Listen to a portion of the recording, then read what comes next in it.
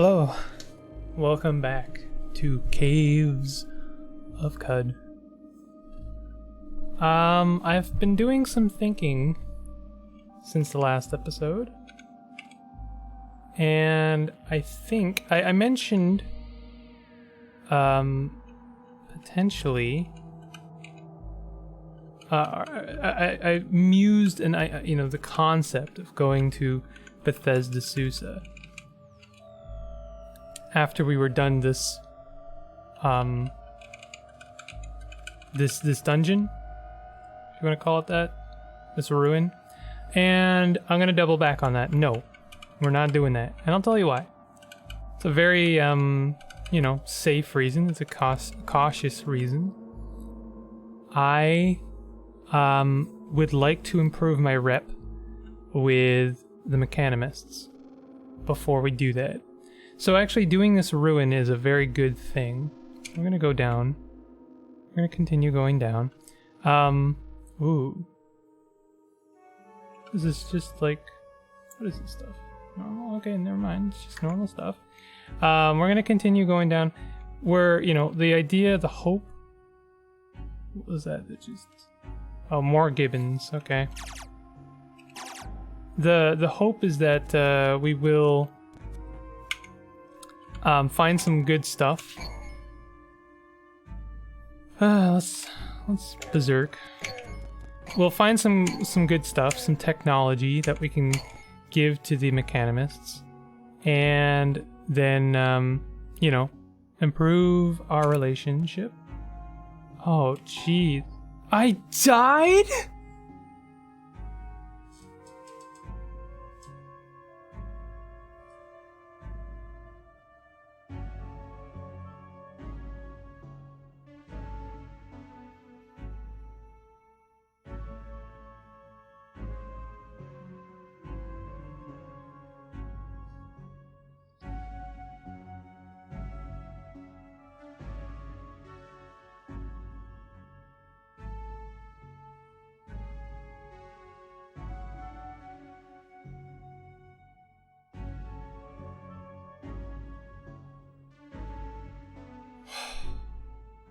Wow.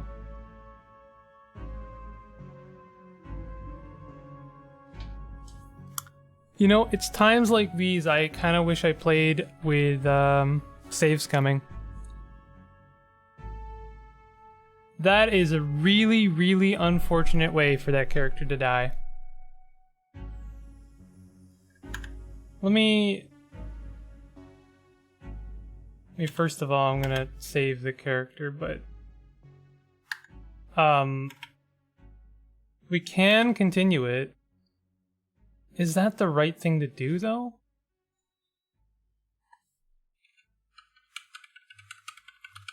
I don't know.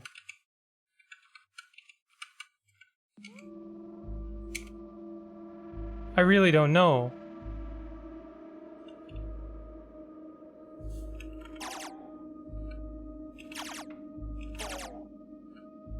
So there's our dude, very tough. Hated by the glow whites, disliked by robots. So here's the thing, is if I had seen him, and I'd seen very tough, what would have happened? Let's explore an alternate universe situation. Where I would have seen him and been like, oh, hey, very tough. Wow, this seems like it could be dangerous. And I don't know how dangerous he is, so I'm gonna continue firing. Even though there are other gibbons kind of making their way downtown. And then I'm gonna be like, yo, berserk. Yo, charge. And then I kill him. I murder him.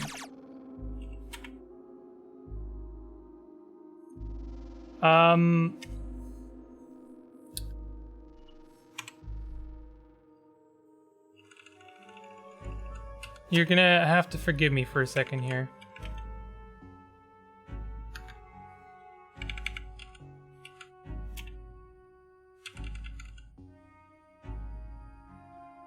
Radio-powered chemcell.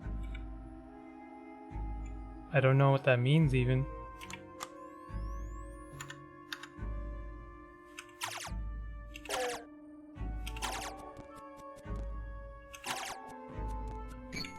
So, you know, I find myself in this situation, and, you know, maybe if I'm, like, really cautious, I would have run.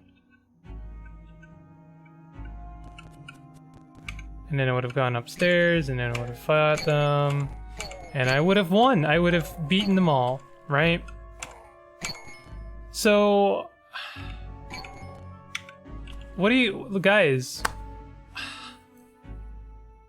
I genuinely don't know what to do about this. Listen, I'm not gonna play for a second here. I'm gonna talk this through a little bit. In a different situation, I would be, in almost any other situation, I would say, Muraq, Shwykas, he died. They're dead. And that was a really good run. And it's unfortunate that, you know, my lack of decision making, my lack of skill or understanding,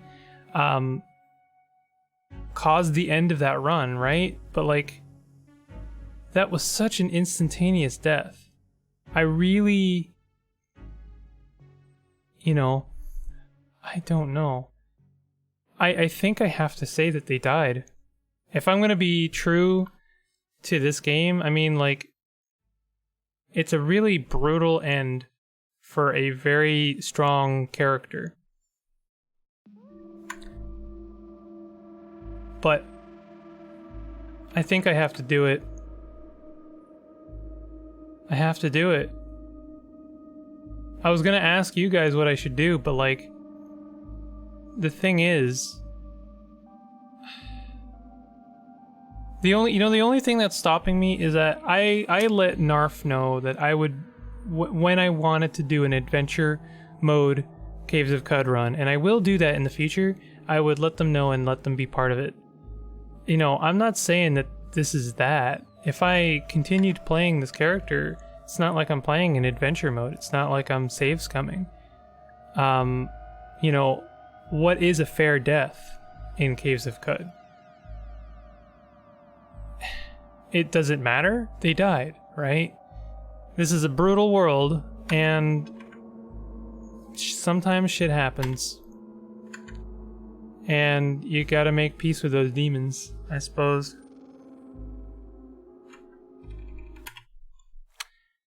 So, what am I doing? What's going on right now? Well,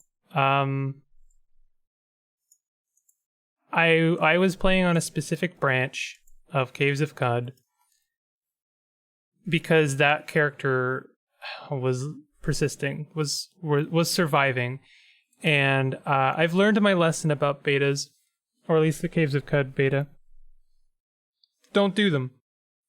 Don't do them, even if it's a version that you enjoy. I mean, I have no regrets. I enjoyed that version of Qud. But I need to kind of spread my wings a little bit for this game. I've been playing, you know, specific playstyles for a while. So right now I'm updating the game to its current stable version. I will be playing the stable version of Qud from now on.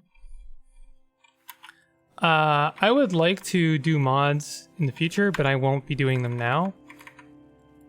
So we're gonna do a new game. And this is what I was thinking. I'd like to do a Chimera build.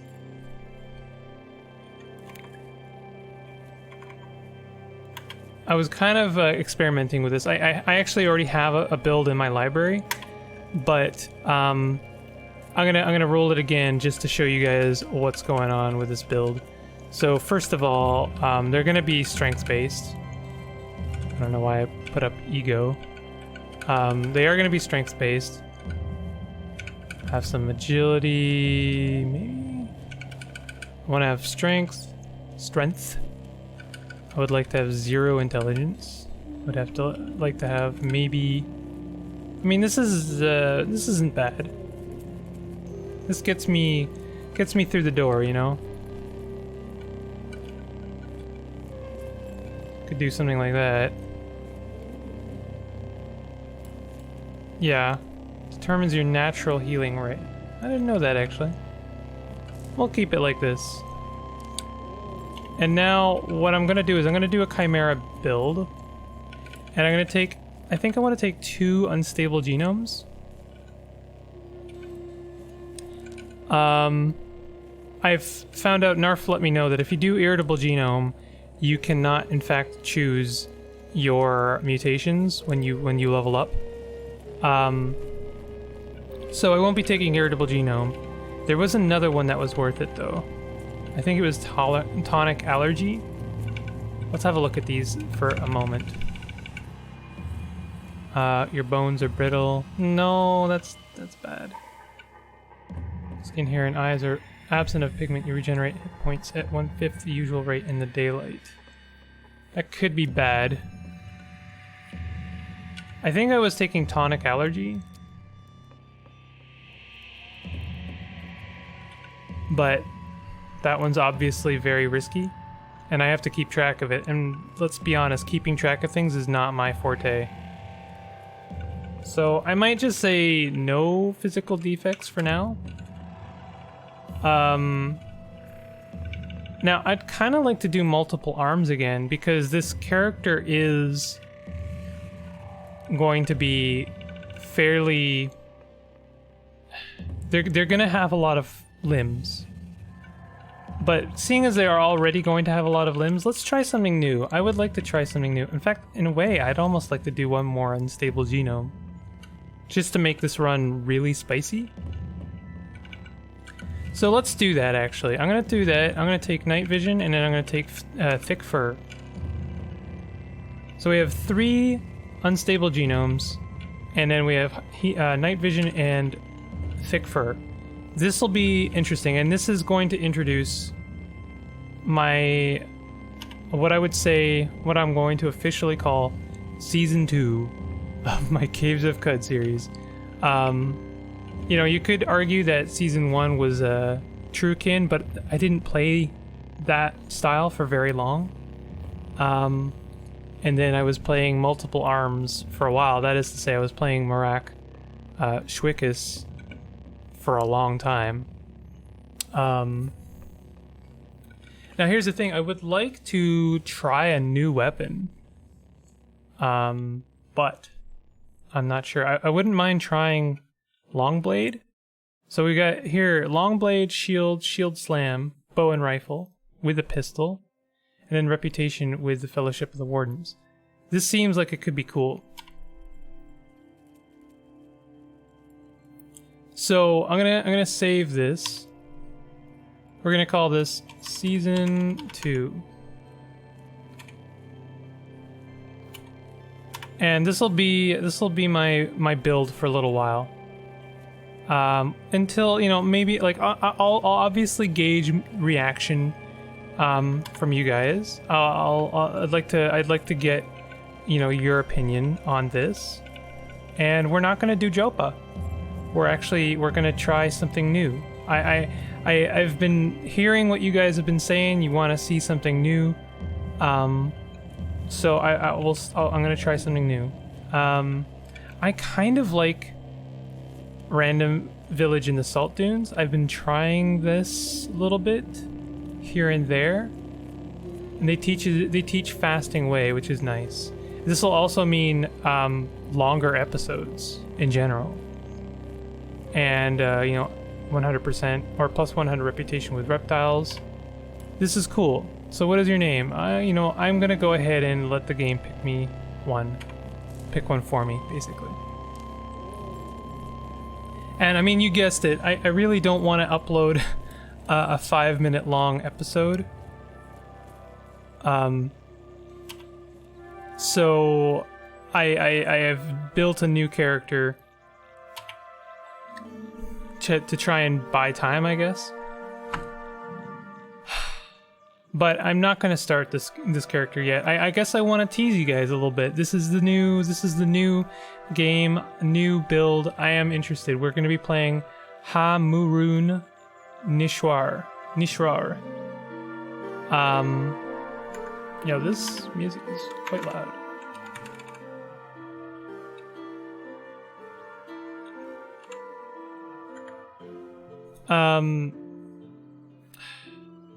This means I'm gonna have to try and do a drawing or some kind of like, you know, eulogy for Muraq, because Muraq was kicking butt. I'm shocked.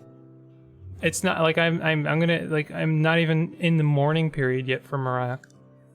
I'm genuinely shocked they died so suddenly, so instantly.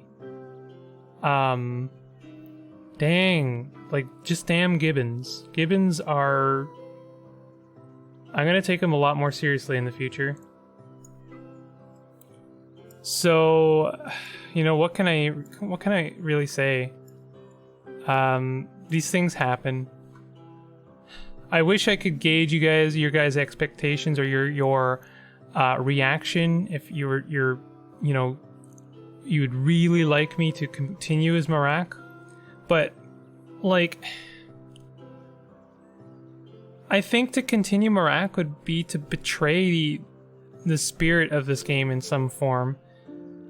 You know, the way I see it, like, playing these runs, playing a run of Qud, you are creating a narrative, you are fulfilling some kind of story.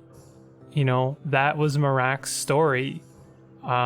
Yes, I mean, obviously, playing Caves of Qud, playing any roguelike is a sum of understanding the mechanics, of exploiting the mechanics sometimes, of, you know, utilizing strategy and tactics. And in that sense, you know, there is a meta progression when it comes to roguelikes. You are applying everything that you've learned from past experiences. So, I mean, it's weird and it's unfair. It's kind of intangible, like how that is it really Muraq's story? Did Muraq make those decisions? I think I would say yes, he did. And so to just say, hey, no, actually they didn't die to that legendary gibbon, I mean, I don't know. It doesn't seem right to me.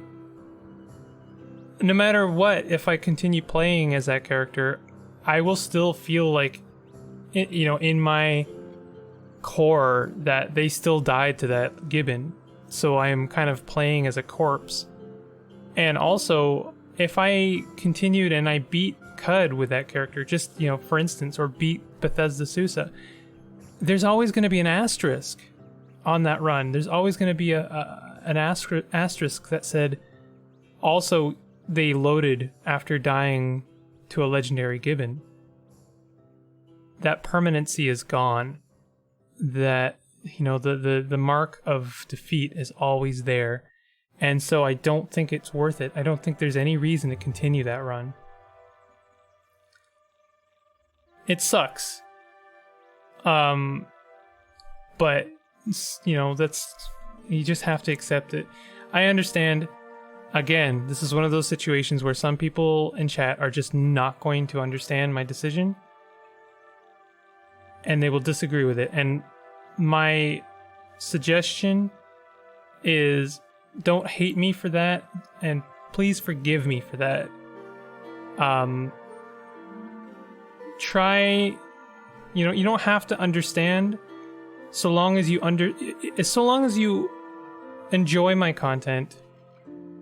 You know, try and accept it as I am trying to accept Muraq's death. Try to accept my decisions, even if you don't agree with them. That's okay that you don't agree. It really is okay. You know, you can even be angry with me. I accept that as well. It's just a reality. So, I'm sorry this has gotten so introspective, but I mean, that was perhaps the best run I have had of Qud, and the one with the most potential, and it ended so suddenly that I am in shock. So, I hope you're enjoying this series. If you are, please hit the like button. Please subscribe if you're just discovering my content. And, you know, pour one out for Muraq Shwykas, whose name I will never pronounce correctly. I'll see you next time.